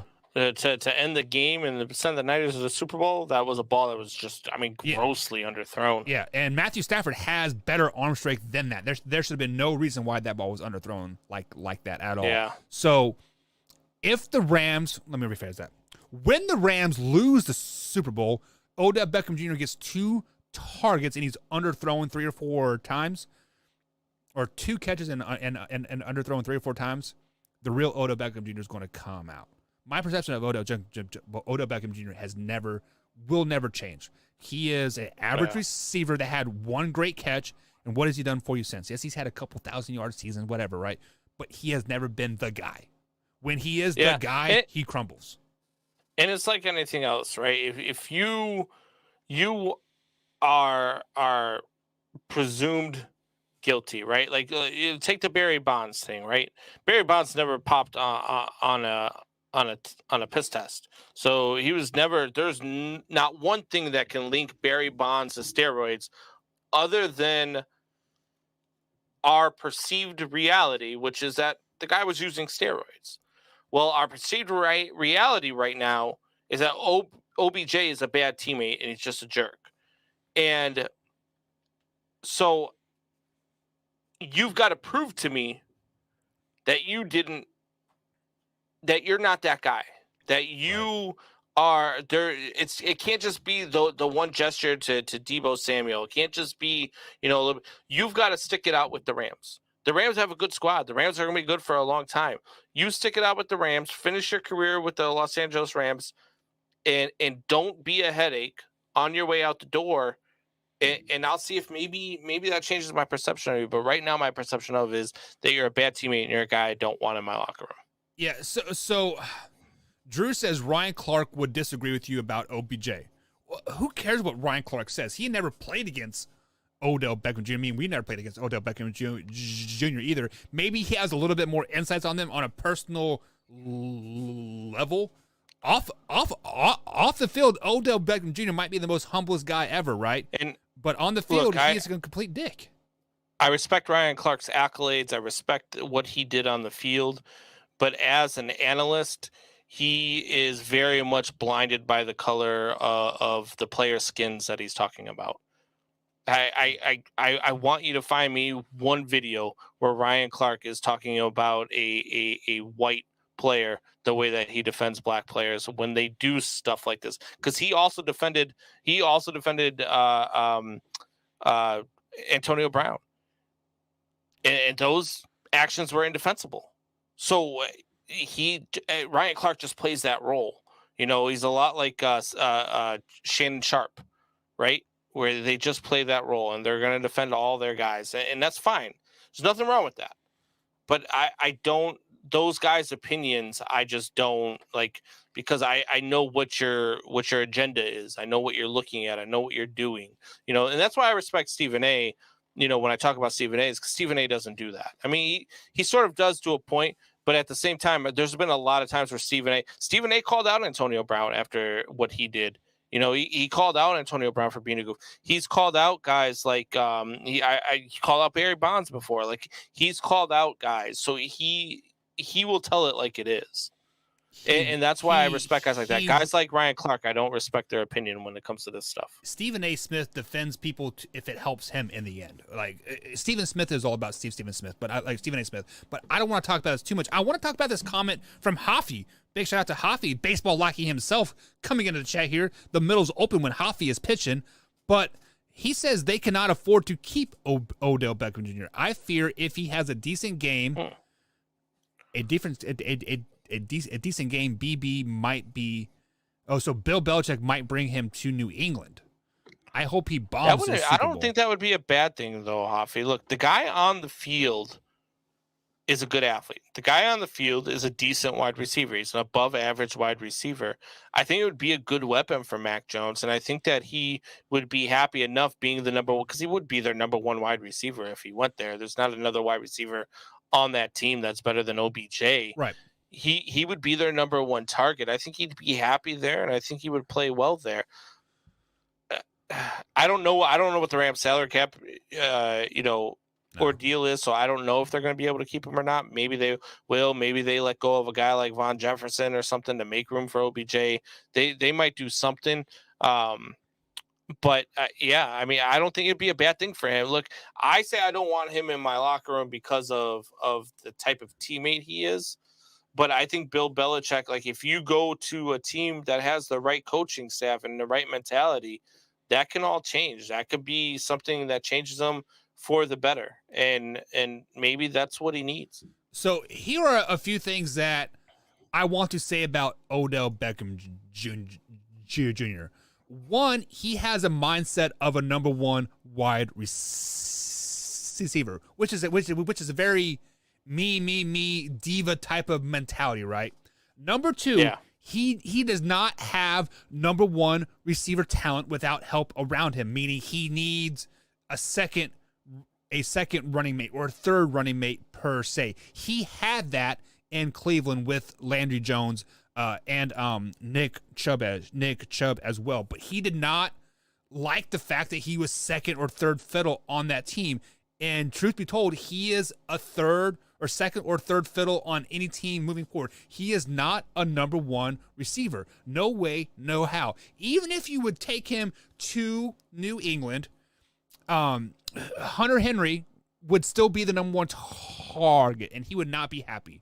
He could win all the Super Bowls he wants with LA, but if Cooper Kupp is the number one guy getting all these targets and being the guy, he is not going to be happy because he has that number one receiver mentality, and he is not a number one receiver, Combs, and that's why I dislike Odell Beckham Jr. just because when he had the opportunity to be the number one guy, what did he do? He crumbled underneath pressure, and he started to propose to kicking nets. Like, why? That is stupid. And Hoffy says, F OBJ.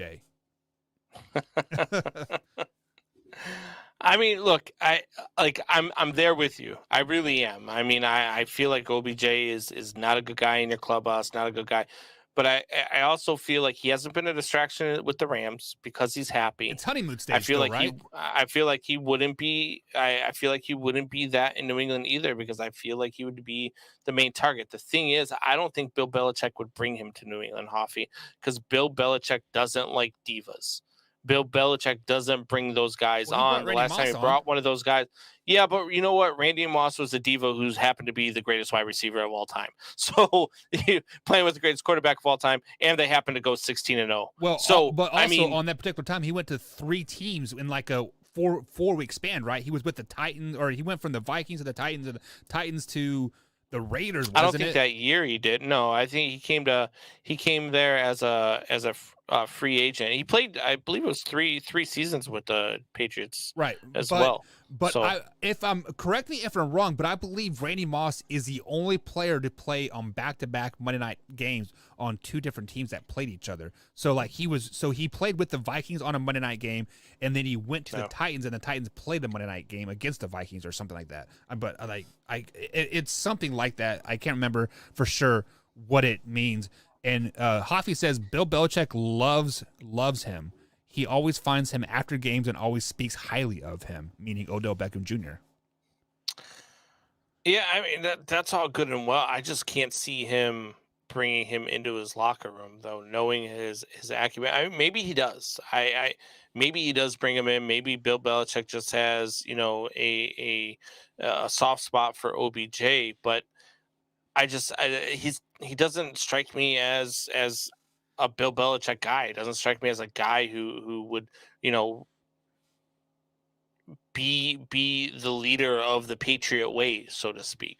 And so I don't know if he would bring him in, but if he did, it might be a good situation for both. So let me speak on this. So I coached against a kid that I loved on the field. I love what he did. I loved his energy. I loved his, heart and drive and like all that stuff.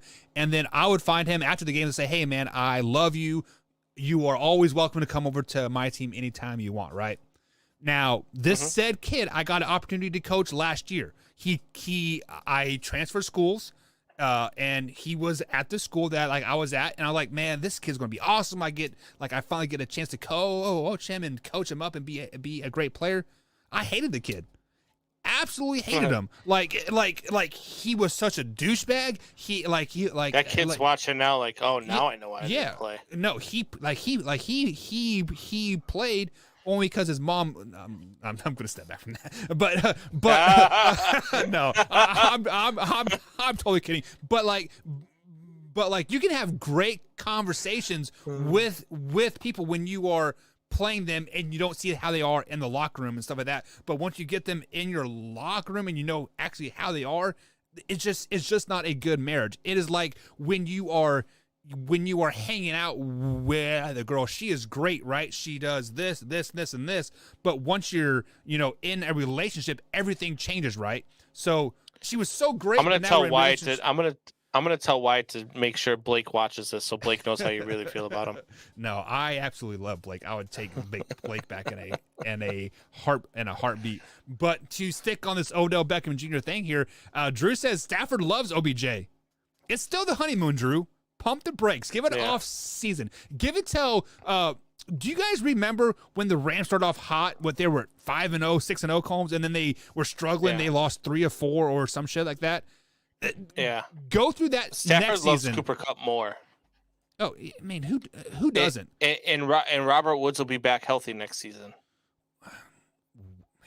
I don't know. How You know, old is so, Robert Woods? I mean, I feel like he's been in the league No, for he's like young. for like a while. No, he's right there with Cooper Kupp. I think he's actually younger than OBJ. How old is OBJ? Like 30, maybe. I think 29, 30. Okay, but yeah. So Robert Woods comes back healthy. He's at number 2, and that bumps OBJ down to number 3, and that's not going to make him happy. Not at all. So let me ask you this: when Robert Woods does come back and Odell Beckham Jr. does bump down to number 3, is this honeymoon stage over? Does he start throwing Matthew Stafford under the bus? Does he start throwing Sean McVay under the bus and all this other crap? I mean, he could. I mean, he'll get cut quick. I don't. Sean McVay doesn't strike me as the type of guy who's going to put up with it for very long. I don't know. Sean McVay let Jared Goff steal his girlfriend for three or 4 months before he got traded. So I don't know, man. Oh man, I knew you were going to go there. Sorry. So staying on the West Coast here, the Las Vegas Raiders did hire their coach, Josh McDaniels. It has not been announced yet, so he still has time to back out like he did with the Colts a couple years ago.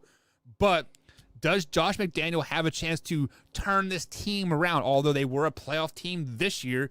So when we talk about turning it around, we're talking about culture. Does he have a chance to make it a better cultural place and not swinging guns and driving drunk and killing dogs?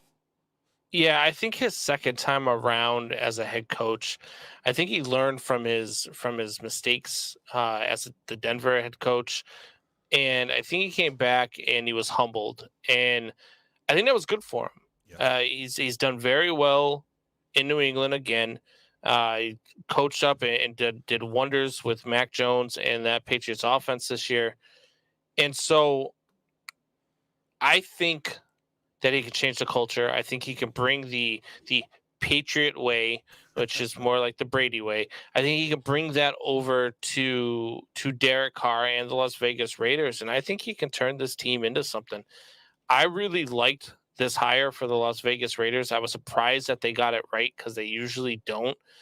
And I think that this is going to be a good run for the Raiders. I think over the next 2 or 3 years, I actually think they could be the best team in the AFC West. So Drew says there was a press conference with Josh McDaniels. There was also a press conference with the Colts, and like an hour later, he backed out of it. So, but the one thing that I am surprised about is that let's flash back to Wild Card Weekend when the Buffalo Bills beat the living dog piss out of the Patriots. It was like 42-3 or whatever it was. They absolutely shellacked them. Bills played a perfect game, and basically everybody was calling for Josh McDaniels' head. They said, fire the guy, fire the guy, fire the guy. Wasn't Josh McDaniels pretty much the head coach in waiting for the Patriots, Combs? Like, wasn't that kind of the vibe? Well, that's what a lot of people said. But how long are you willing to wait? You know what I mean? Like, it's like it's almost like Aaron Rodgers with Brett Favre, right? Like, how many times are you going to wait for this guy to freaking retire before you just have to move on, or before you just have to, let him move on so you can take over the starting role? Like, I feel like Josh McDaniels was just at that time, and he got the opportunity. It's a great opportunity. Right. Derek Carr is Matthew Stafford-esque with how underrated he is as a quarterback.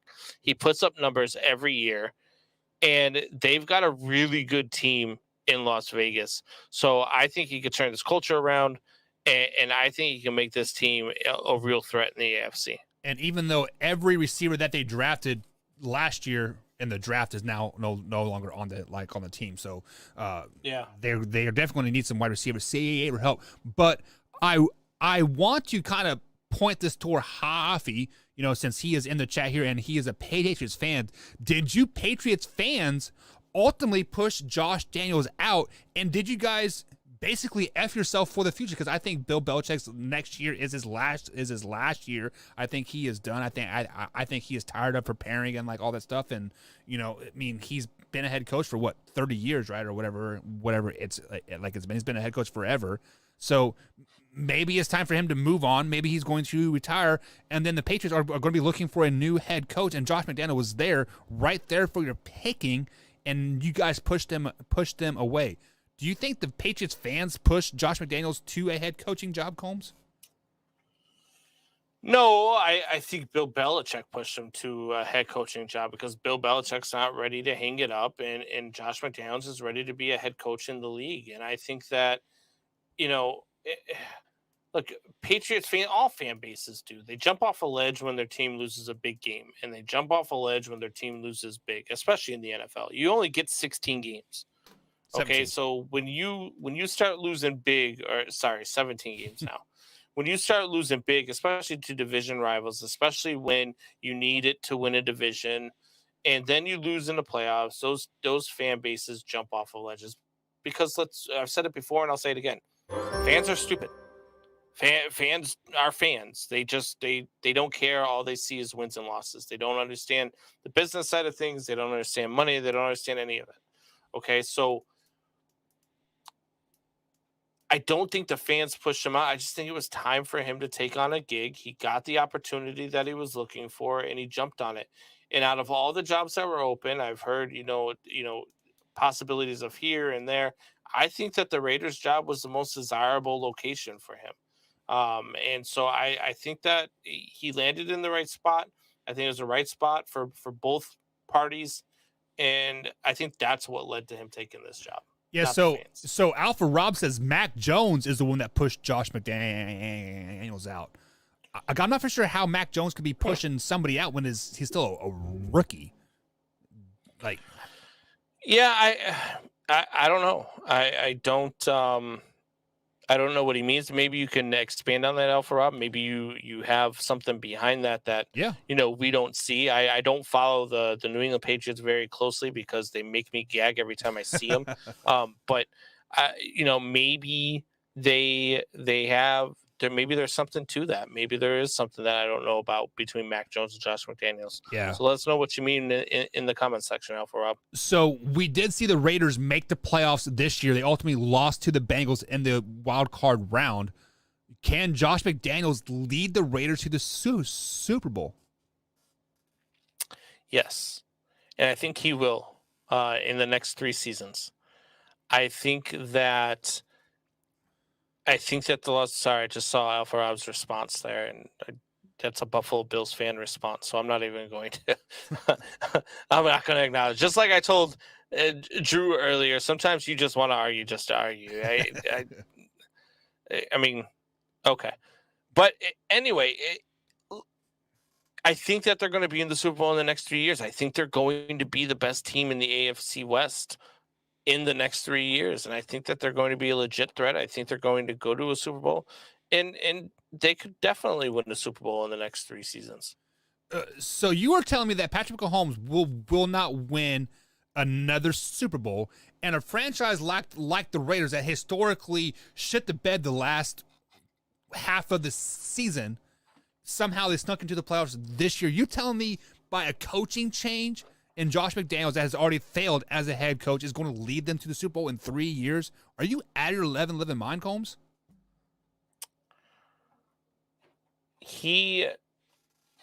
Yes, because of coaching.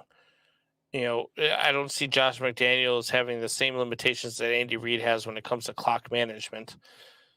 Facts. And so I think that it's a different ball game. I think they could be the best team in the West. And look, it's going to be tough to get there. Don't get me wrong. I mean, you're going to have look, Josh Allen and the Buffalo Bills are not going away. There you go, Alpha Rob. I said it. The Buffalo Bills are not going away anytime soon. Okay, you look at Joe Burrow and the Bengals aren't going away anytime soon. Lamar Jackson and the Ravens, they're not going away for the first 8 games of a season anytime soon. And there's a lot of competition in the AFC, but I think that the Raiders are a team that is poised to take that next step, and I think Josh McDaniels can take them there. So with that being said, Combs, do you see Derek Carr being an MVP candidate in the next 2 seasons? Yeah. Yes, I do. A guy who's put up these numbers, and now he's going to get this coaching staff. It is something that I can definitely see happening, and I would not be surprised at all if he were to win MVP going away in the next 3 seasons because he's that good. Yeah. I mean, we talk about Matthew Stafford being underrated, Combs.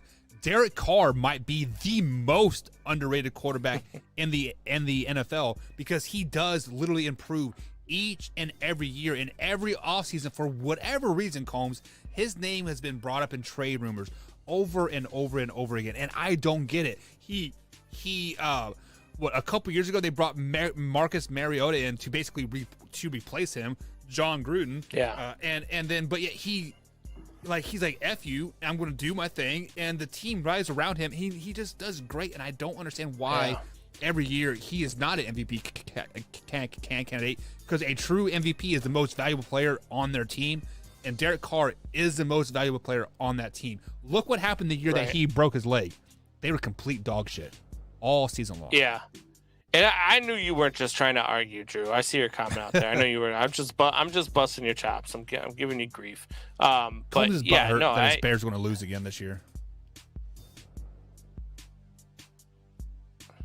Man Hour Nation, rise up.